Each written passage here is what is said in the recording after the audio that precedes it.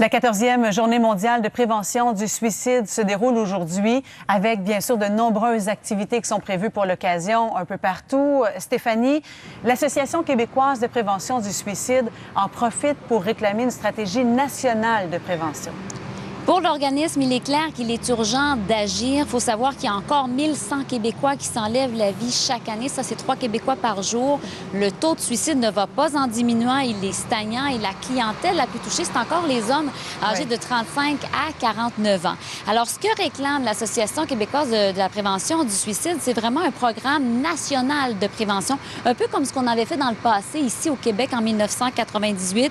Il y avait eu la mise sur pied, entre autres, de cette ligne 1866 appel. Et en dedans d'une dizaine d'années, ça avait considérablement réduit le taux de suicide. D'autant plus qu'au Canada, c'est le seul pays développé à ne pas avoir de stratégie concertée pour réduire le taux de suicide. Et ça fait en sorte qu'il y a des clientèles qui sont mal desservies. Par exemple, sur les réseaux sociaux, de plus en plus de gens demandent de l'aide sur les réseaux sociaux. Oui. On écoute à ce sujet le directeur général de l'Association québécoise de prévention du suicide.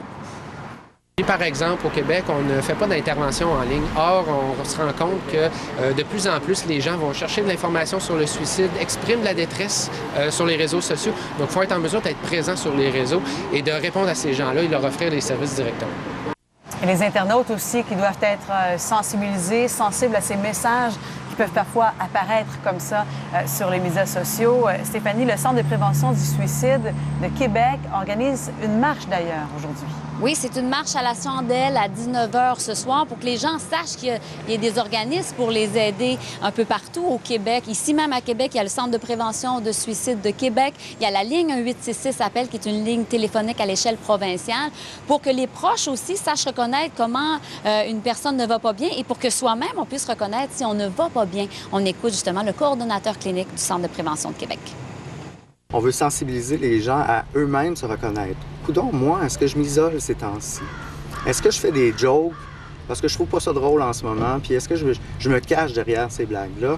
Donc, d'aider les gens à prendre conscience de ça, puis tranquillement aller chercher de l'aide.